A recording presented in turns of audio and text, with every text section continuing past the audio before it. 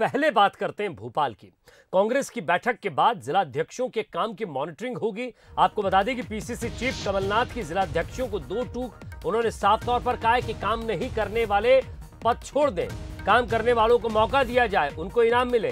2023 से पहले संगठन को मजबूत करना है और इसी पर जोर दिया जाएगा। कांग्रेस उपाध्यक्ष चंद्रप्रभाष शेखर ने यह जानकारी दी है। तो चंद्रप्रभाष शेखर ने कहा है कि इस संबंध में 2023 में किस तरह संगठन को मजबूत करना है, डिजिटल बूथ कैसे बढ़ाना है, कैसे एक बूथ पर हमें ज्यादा फोकस करना है। और साथ ही साथ कमलनाथ ने भी दो टूक कहा है कि काम नहीं करने वालों को पद छोड़ देना चाहिए, क्योंकि काम करने वाले जो लोग हैं ताकि उसको उसका इनाम मिल सके।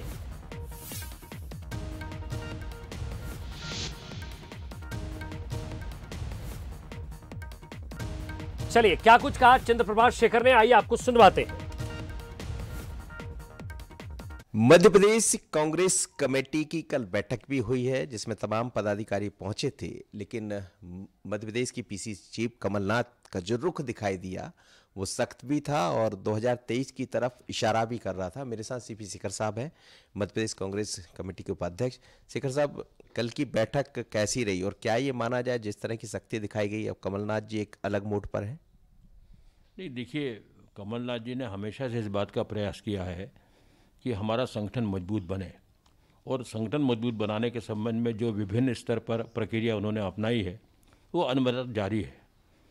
किसी भी संगठन में और किसी भी पार्टी में अनुशासन का बड़ा महत्व होता है, और उस दृष्टि से कमलनाथ जी ने कल हमारे साथियों को कहा है, पहले भी उन्होंने विनम्र निवेदन भी किया था कि जो दायित्व उनको सौंपा गया है उस दायित्व को पूरी तरह निभाएं।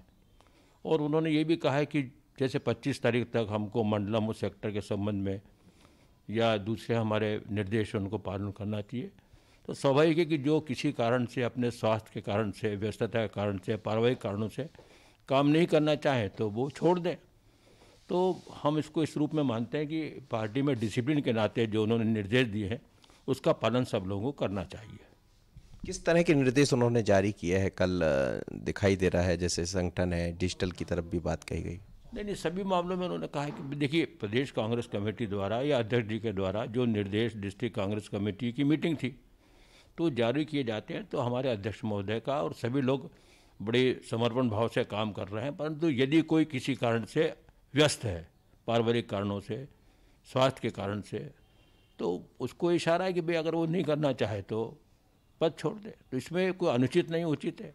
तो ये माना जाए कि जैसा उन्होंने जिला अध्यक्षों के लिए कहा है, आने वाले दिनों में एक बड़ा परिवर्तन भी देखने को मिलेगा? नहीं, ऐसी कोई नई बात है। कुछ लोग हो सकते हैं, मैंने कहा ना, कई कारण होते हैं जिससे आदमी जो उसको निर्देश नहीं पालन नहीं करता। इसमें कुछ अनुचित नहीं है, बल्कि संस्था के लिए जरूरी। और हमें ये भी देख रहे हैं अध्यक्ष महोदय कि आने वाले चुनाव में जो दायित्व डिस्ट्रिक्ट कांग्रेस कमेटी को या कांग्रेस के नेताओं को, फ्रंटल ऑर्गेनाइजेशन को, हमारे चारों संगठन को, हमारे प्रकोष्ठों को जो दायित्व दिया गया उस दायित्व को पूरी सक्रियता से निभाएं, अनवरत निभाएं। और इसका रिजल्ट ये होगा कि आने वाले चुनाव में कांग्रेस को भारी सफलता मिलेगी, फिर से कांग्रेस का शासन बनेगा और कमलनाथ जी मुख्यमंत्री बनेंगे। तो मध्य प्रदेश में महत्वपूर्ण बात यह है कि दो टूक कह दिया है कमलनाथ जी ने कि जो काम नहीं कर सकते हैं वो कृपा करके अपनी तैयारी कर ले, क्योंकि अब बात अनुशासन की भी है और 2023 के लिए जहां सख्ती की ज़रूरत होगी वहां सख्ती भी दिखाई देगी, और जहां ये ज़रूरत पड़ेगी कि संगठन को किसी दूसरे तरीके से मजबूत किया जाए, यानी संगठन ही चुनाव को जिताता है, ये कमलनाथ जी भी समझ रहे हैं और इसलिए बीजेपी संगठन की बात भी वो करते रहे। आशीष खरे के साथ मनोज सैनी, बंसल, भोपाल।